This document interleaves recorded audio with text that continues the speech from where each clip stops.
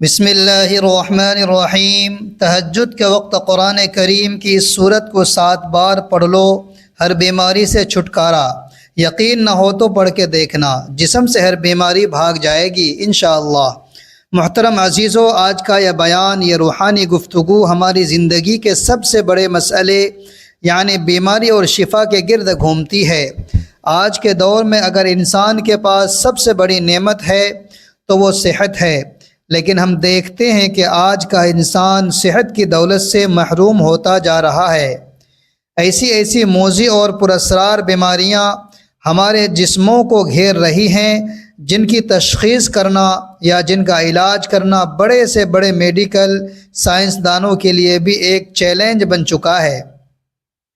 ذرا تصور کیجئے، شوگر، بلڈ پریشر، کینسر، گردے کے امراض، دل کی پیچیدگیاں اور وہ نفسیاتی بیماریاں جن کا انسان صرف نام سنتا ہے اور روح کانپ اٹھتی ہے۔ ان بیماریوں سے نجات کے لیے ہم دن رات ڈاکٹروں کے پاس جاتے ہیں، ایک ہسپتال سے دوسرے ہسپتال کا رخ کرتے ہیں اور مہنگے ٹیسٹ کرواتے ہیں اور لاکھوں روپے کی دوائیوں پر خرچ کرتے ہیں، اور یقیناً اللہ تبارک و تعالی نے علاج کو ایک سبب بنایا ہے اور ہمیں اسباب کے دائرے میں علاج ضرور کروانا چاہیے، مگر ہم ایک بنیادی حقیقت کو بھول جاتے ہیں، اور وہ یہ ہے کہ شفا کا اختیار دوا یا ڈاکٹر کے پاس نہیں بلکہ صرف اور صرف اس ذات کے پاس ہے جس نے ہمیں اور اس بیماری کو پیدا کیا ہے۔ ہم اس مسبب الاسباب کو چھوڑ کر صرف اسباب کی طرف بھاگتے ہیں، اور جب سبب کام نہیں کرتا تو مایوس ہو کر بیٹھ جاتے ہیں۔ جب مومن کو بیماری آتی ہے تو وہ اسے صرف تکلیف نہیں سمجھتا بلکہ یہ سمجھتا ہے کہ یہ میرے رب کے طرف سے ایک خصوصی التفات ہے۔ یہ وہ وقت ہے جب رب چاہتا ہے کہ اس کا بندہ سب کچھ چھوڑ کر صرف اور صرف اس کی بارگاہ میں آ جائے۔ بیماری مومن کے لیے گناہوں کے کفارے کا ذریعہ بنتی ہے۔ نبی اکرم صلی اللہ علیہ وآلہ وسلم کا فرمان ہمارے لیے امید کا سب سے بڑا مرکز ہے کہ اگر مومن کو کانٹا بھی چبھتا ہے تو اللہ تبارک و تعالی اس کے بدلے اس کے گناہ معاف فرما دیتے ہیں۔ تو ذرا سوچیں کہ بڑی بیماری اور تکلیف میں صبر کرنے والے کا مقام اللہ تبارک و تعالی کے ہاں کتنا بلند ہوگا۔ محترم ناظرین اکرام، یہ صبر، یہ یقین اور یہ امید ہی مومن کا سب سے بڑا ہتھیار ہے۔ اللہ تبارک و تعالی نے اپنے کلام میں واضح طور پر فرمایا ہے کہ وہ صبر کرنے والوں کے ساتھ ہے۔ صبر صرف خاموش بیٹھ جانا نہیں بلکہ صبر یہ ہے کہ اپنی تکلیف میں بھی زبان پر کوئی شکوہ نہ لائے، دل میں رب کی رضا کو قبول کریں اور ساتھ ہی اسباب کے دائرے میں رہ کر اس ذات کو پکاریں جو شفا کا اصل سرچشمہ ہے۔ ذرا صحابہ اکرام اور اولیاء اللہ کی زندگیاں دیکھیں، تاریخ بھری پڑی ہے کہ کیسے بڑے نیک لوگ شدید ترین بیماریوں سے دوچار ہوئے مگر ان کے ماتھے پر کبھی شکن تک نہ آئی۔ انہوں نے بیماری کو اللہ سے مزید قرب کا ذریعہ بنایا۔ یہ بیماری ان کے لیے درجوں میں اضافہ اور گناہوں کی معافی کا سبب بن گئی۔ یہی وہ مقام ہے جہاں ایک عام انسان اور ایک مومن میں فرق ظاہر ہوتا ہے۔ عام انسان مایوس ہوتا ہے، گلہ کرتا ہے اور بعض اوقات کفر کے قریب پہنچ جاتا ہے، لیکن مومن کا دل اللہ تبارک و تعالی کی طرف جھکا رہتا ہے اور اس کی زبان پر یہ کلمات جاری ہوتے ہیں، الحمدللہ علی کل حال، یعنی ہر حال میں اللہ کا شکر ہے۔ اللہ کا شکر ادا کرنا ایمان کا ایک اہم حصہ ہے اور اسے ادا کرنے کی کئی خوبصورت طریقے ہیں۔ دل سے کہہ دیں الحمدللہ، صبح و شام اللہم لک الحمد جیسے اذکار پڑھیں، نعمت ملنے پر فوراً شکر کے کلمات ادا کریں، اللہ تبارک و تعالی کی دی ہوئی ہر نعمت، صحت، گھر، روزی، امن و ایمان کو دل میں یاد کریں اور ان پر خوش ہوں۔ دل میں یہ یقین رکھیں کہ ہر نعمت اللہ تبارک و تعالی کی رحمت سے ہے۔ اللہ کی نعمتوں کو اس کی مرضی کے مطابق استعمال کریں، صدقہ، بھلائی اور دوسروں کی مدد کرنا شکر ادا کرنے کا عملی طریقہ ہے۔ ہمیشہ مثبت پہلو دیکھیں، جو چیز نہیں ملی اس پر افسوس کے بجائے جو ہے اس پر شکر کریں۔ خوشی یا کسی نعمت پر فوراً اللہ کے سامنے سجدہ کر کے شکر بجا لائیں۔ یہ یقین رکھنا چاہیے کہ اللہ تبارک و تعالی ہمیں کبھی ہماری طاقت سے زیادہ آزمائش نہیں دیتے۔ جب ایک انسان بیماری کے عالم میں نماز نہیں چھوڑتا، ذکر سے غافل نہیں ہوتا اور دعاؤں میں مصروف رہتا ہے تو اللہ تبارک و تعالی اسے بے حساب اجر سے نوازتے ہیں۔ احادیث میں آیا ہے کہ اگر بندہ بیماری کے سبب اپنے معمول کے وظائف اور نفلی عبادات ادا نہیں کر پاتا تو اللہ تبارک و تعالی اسے بستر علالت پر ہی لیٹے لیٹے بھی وہی ثواب عطا فرماتے ہیں جو وہ صحت کی حالت میں کیا کرتا تھا۔ یہ ہمارے رب کا کتنا بڑا کرم اور انعام ہے۔ اس کا مطلب ہے کہ بیماری مومن کی ترقی کا سبب بنتی ہے، نہ کہ رکاوٹ کا۔ محترم ناظرین اکرام، ہمیں اس وقت خاص طور پر اپنے ایمان کو مضبوط کرنے کی ضرورت ہے۔ ہمیں یہ سمجھنا ہے کہ اللہ تبارک و تعالی نے ہمارے جسم کو امانت کے طور پر دیا ہے، اور اس امانت کی حفاظت کے لیے جہاں ہمیں علاج کروانا ضروری ہے وہاں ہمیں یہ بھی معلوم ہونا چاہیے کہ دنیا کی بہترین دوا بھی تب تک اثر نہیں کرے گی جب تک اللہ تبارک و تعالی کا حکم نہ ہو جائے۔ اس زمن میں ہمیں انبیاء کرام علیہم السلام کے اسوہ حسنہ کو بھی دیکھنا چاہیے۔ جب حضرت ایوب علیہ السلام کو بیماری نے طویل عرصے تک گھیر لیا تو انہوں نے کسی انسان سے مدد نہیں مانگی بلکہ عاجزی کے ساتھ اللہ تبارک و تعالی کی بارگاہ میں دعا کی۔ انی مسنی الضر وانت ارحم الراحمین۔ ترجمہ: بے شک مجھے تکلیف پہنچ گئی ہے اور آپ اے اللہ سب رحم کرنے والوں سے زیادہ رحم کرنے والے ہیں۔ یہ دعا انتہائی عظیم ہے کیونکہ حضرت ایوب علیہ السلام نے صرف اپنی تکلیف کا ذکر کیا اور باقی اللہ تبارک و تعالی کی رحمت پر چھوڑ دیا۔ اس دعا میں نہ کوئی شکوہ تھا، نہ جلد بازی کی فرمائش، بلکہ صرف اپنے حال کا بیان اور رب کی رحمت کی امید۔ نتیجہ کیا ہوا؟ اللہ تبارک و تعالی نے انہیں صحت کاملہ عطا فرمائی، ان کے جسم کو دوبارہ شفا سے بھر دیا اور ان کے اہل و عیال اور مال و دولت کو دگنا واپس لوٹا دیا۔ یہ واقعہ ہمیں سکھاتا ہے کہ بیماری کی آخری حد پر بھی صرف رب کی رحمت پر نظر رکھنی چاہیے۔ اگر حضرت ایوب علیہ السلام جیسی عظیم ہستی اس آزمائش سے گزریں تو ہمارا بیمار ہونا بھی اس دنیا کے امتحان کا ایک حصہ ہے۔ محترم عزیزو، ہماری نسلیں آج اس یقین سے دور ہوتی جا رہی ہیں۔ ہم سمجھتے ہیں کہ پیسے سے علاج خریدا جا سکتا ہے، لیکن ہم بھول جاتے ہیں کہ شفا خریدنا ممکن نہیں۔ شفا آسمان سے اترتی ہے، دعا کے ذریعے، صدقے کے ذریعے اور استغفار کے ذریعے۔ ہمیں اپنی عادات کو بدلنا ہوگا۔ جب بھی جسم میں درد اٹھے یا بیماری محسوس ہو، ہمارا پہلا قدم ڈاکٹر کی طرف نہیں بلکہ جائے نماز کی طرف ہونا چاہیے۔ ہمارا پہلا رد عمل دوا کی بوتل کی طرف نہیں بلکہ 2 رکعت نماز اور اللہ تبارک و تعالی کے کلام کی طرف ہونا چاہیے۔ یہ ایک ایمان کی تربیت ہے۔ یہ تو تھی بڑی بیماریوں کی بات، لیکن بعض اوقات ہمیں چھوٹی چھوٹی بیماریاں جیسے دائمی درد سر، بے چینی یا بے خوابی بھی گھیر لیتی ہیں۔ ان تکالیف کا تعلق بھی کہیں نہ کہیں ہمارے روحانی مسائل سے ہوتا ہے۔ جب انسان کا دل اللہ تبارک و تعالی کے ذکر سے دور ہو جاتا ہے تو اس کے جسم میں سکون نہیں رہتا۔ نماز میں سستی، ذکر میں غفلت اور قرآن سے دوری ہمارے دلوں کو بیمار کر دیتی ہے، اور دل کی بیماری بالآخر جسم کو بھی بیمار کر دیتی ہے۔ اس لیے شفا کا عمل ایک مکمل پیکج ہے جو جسم اور روح دونوں کو پاکیزہ بناتا ہے۔ رسول اللہ صلی اللہ علیہ وآلہ وسلم نے ہمیشہ سکھایا کہ ہر حال میں اللہ تبارک و تعالی کی طرف رجوع کرنا اور اس کے اسماء الحسنہ کا وسیلہ بنانا شفا کے سب سے بڑے ذریعے ہیں۔ آپ صلی اللہ علیہ وسلم جب کسی بیمار کو دیکھتے تھے تو اس کے لیے مخصوص دعائیں کرتے تھے، لیکن محترم عزیزو، ہماری بیماریوں کا ایک اور بڑا سبب ہے جس پر ہم غور نہیں کرتے، اور وہ ہے ہماری بدعمالی اور گناہ۔ ہم دن رات غفلت میں ڈوبے رہتے ہیں، نمازوں میں سستی کرتے ہیں، حقوق العباد پامال کرتے ہیں، اپنے خالق کے احکامات سے روگردانی کرتے ہیں۔ جب بندہ اللہ تبارک و تعالیٰ کی نافرمانی کے دلدل میں دھنس جاتا ہے تو اللہ تبارک و تعالیٰ اسے یاد دلانے کے لیے دنیا میں ہی مختلف انداز سے پکڑ فرماتے ہیں۔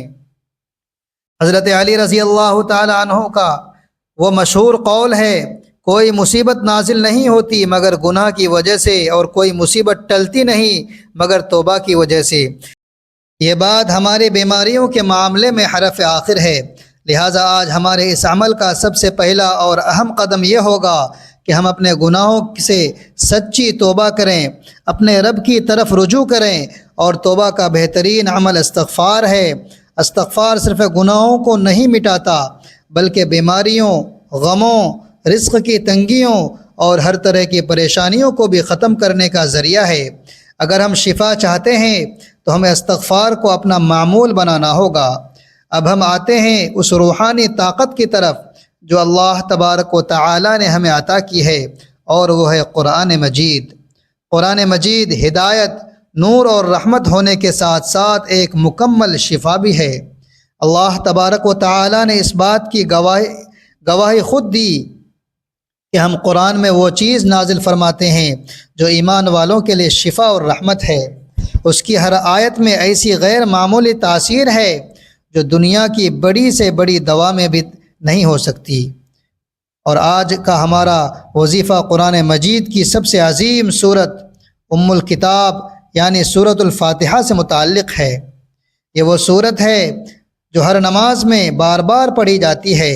یہ وہ سورت ہے جس میں اللہ کی حمد، اس کی وحدانیت، دعا اور بندگی سب کچھ شامل ہے۔ حضرت انس رضی اللہ تعالی عنہ کی روایت ہے، نبی کریم صلی اللہ علیہ وآلہ وسلم نے فرمایا، سورۃ الفاتحہ پڑھنے والے کو ثواب ایسا ملتا ہے جیسے اس نے قرآن کا 2/3 حصہ پڑھ لیا۔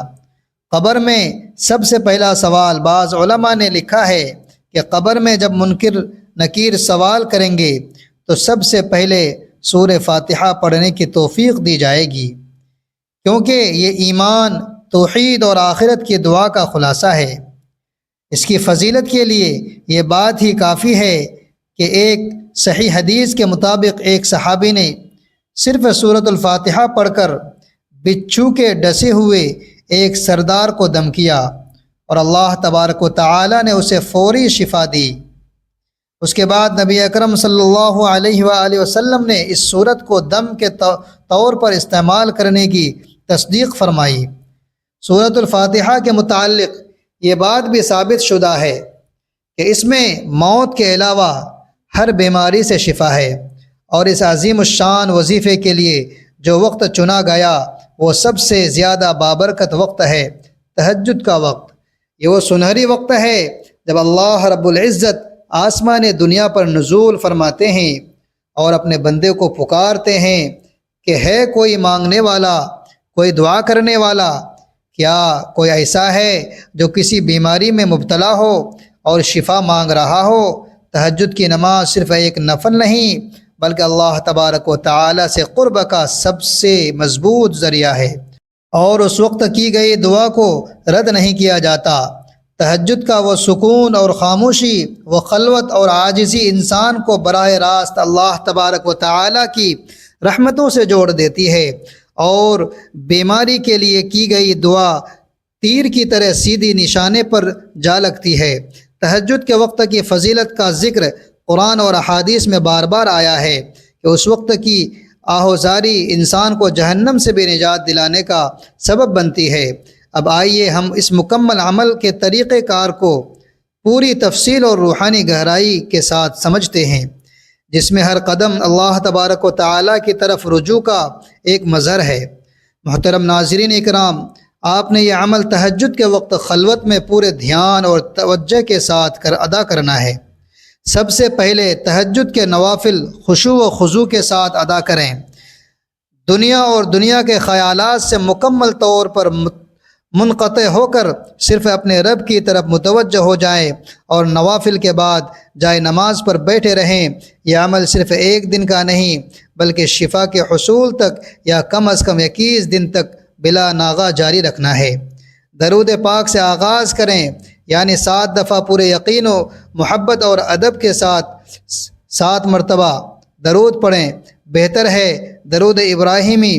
درود پاک آپ کے اس عمل کو قبولیت کا لباس پہناتا ہے۔ اس کے بعد پورے دھیان اور توجہ کے ساتھ اللہ رب العزت کے صفاتی نام یا شافی یا شافی یا شافی ایک تسبیح یعنی 100 مرتبہ ورد کریں۔ پھر گناہوں سے توبہ اور استغفر اللہ کی ایک تسبیح یعنی 100 بار سچے دل سے نادم ہو کر پڑھیں۔ اس کے بعد اصل عمل پورے دھیان، توجہ اور خشوع و خضوع کے ساتھ سورۃ الفاتحہ کو 7 مرتبہ پڑھیں۔ ہر بار جب الحمدللہ رب العالمین پڑھیں تو تصور کریں کہ آپ اللہ کی حمد کر رہے ہیں۔ جب ایاک نعبد و ایاک نستعین پڑھیں تو یقین کریں کہ آپ صرف اللہ تبارک و تعالی سے مدد اور شفا مانگ رہے ہیں۔ اہدنا الصراط المستقیم پڑھیں تو دعا کریں، یا اللہ مجھے صحت اور عافیت کے راستے پر چلا۔ 7 مرتبہ پڑھنے کی تاکید اس لیے ہے کہ یہ دم اور شفا کے لیے مستند تعداد ہے۔ آخر میں دوبارہ وہی درود پاک جو شروع میں پڑھا تھا 7 مرتبہ پڑھیں تاکہ عمل ہر کمی سے پاک ہو کر اللہ تبارک و تعالی کی بارگاہ میں قبولیت کا درجہ حاصل کرے۔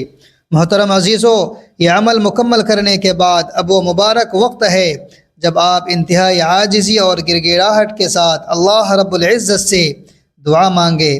نہایت عاجزی کے ساتھ ہاتھ اٹھائیں، اپنی بیماری کا ذکر کریں اور مکمل یقین کے ساتھ شفا کی بھیک مانگیں۔ کہہ سکتے ہیں، یا اللہ میں نے تیرے کلام کو وسیلہ بنایا ہے، مجھے میرے نبی کے صدقے شفا عطا فرما۔ دعا کے بعد دونوں ہاتھوں پر 3 بار پھونک ماریں اور پھر ان ہاتھوں کو اپنے پورے جسم پر پھیر لیں۔ اگر گھر میں کوئی اور مریض ہے تو اس پر بھی دم کریں۔ عمل مکمل کرنے کے بعد کسی صاف پانی کے گلاس پر 3 بار دم کریں اور وہ پانی مریض کو پلائیں۔ مریض کے سر پر یا متاثرہ حصے پر بھی دم کر سکتے ہیں۔ اللہ کے کلام کی برکت سے یہ پانی اور دم دونوں شفا کا ذریعہ بنیں گے۔ اس عمل کی تلقین ہر اس شخص کو کریں جو بیمار، پریشان یا مالی تنگی کا شکار ہے۔ یہ عمل کامل یقین اور تسلسل کا مطالبہ کرتا ہے۔ آپ نے یقین کے ساتھ کرنا ہے کہ شفا ضرور ملے گی۔ اللہ کی رحمت بہت وسیع ہے، وہ بہت بڑی سے بڑی بیماری کو بھی 1 سیکنڈ میں ختم کر سکتا ہے۔ اب آخر میں اس بات کا پختہ عہد کیجیے کہ آپ اس عمل کو اپنے روز مرہ کا حصہ بنائیں گے، کیونکہ اللہ تبارک و تعالی کے ذکر اور اس کے کلام میں وہ طاقت ہے جو ہمیں دنیا اور آخرت دونوں میں سرخرو کر سکتی ہے۔ میرے محترم عزیزو، یہ روحانی پیغام دوسروں تک پہنچا کر آپ بھی اس نیکی میں شامل ہو جائیں۔ ناظرین، اگر آپ کو اس پیغام سے دینی معلومات حاصل ہوئی ہو تو اس پیغام کو صدقہ جاریہ سمجھ کر اپنے خاندان والوں میں، بھائی بہنوں میں ضرور شیئر کریں تاکہ تا قیامت آپ کو نیکی ملتی رہے۔ اللہ تبارک و تعالی سے دعا ہے کہ یا اللہ ہم سب کو تہجد گزار بنا دے، تہجد کا پابند بنا دے۔ اے اللہ، تو ہی رات کے آخری حصے میں اترتا ہے جب ساری کائنات سو چکی ہوتی ہے اور تنہائی میں تیرے بندے تیری طرف ہاتھ اٹھاتے ہیں۔ اے میرے اللہ، اے رب کائنات، میرے جسم کو تہجد کے لیے اٹھنے کی توفیق عطا فرما، میری آنکھوں کو نیند کی لذت سے محروم کر دے جب تیری رحمت کے فرشتے اترتے ہیں، اور میرے دل میں ایسی بے قراری ڈال دے کہ بستر مجھے گرا گزرے اور سجدہ ہی میری آرام گاہ بن جائے۔ اے رب کائنات، اے اللہ، میری راتوں کو قیام سے، میری آنکھوں کو آنسوؤں سے اور میرے دل کو تیری محبت سے بھر دے۔ ناظرین، اپنے رزق میں کشادگی کے لیے اللہ تبارک و تعالی کا ایک پیارا سا نام کمنٹ میں ضرور ٹائپ کریں، لائک کر کے ویڈیو کو شیئر ضرور کریں اور میرے چینل کو سبسکرائب کرنا نہ بھولیں۔ اگلی ویڈیو تک کے لیے اجازت دیجیے۔ اللہ حافظ۔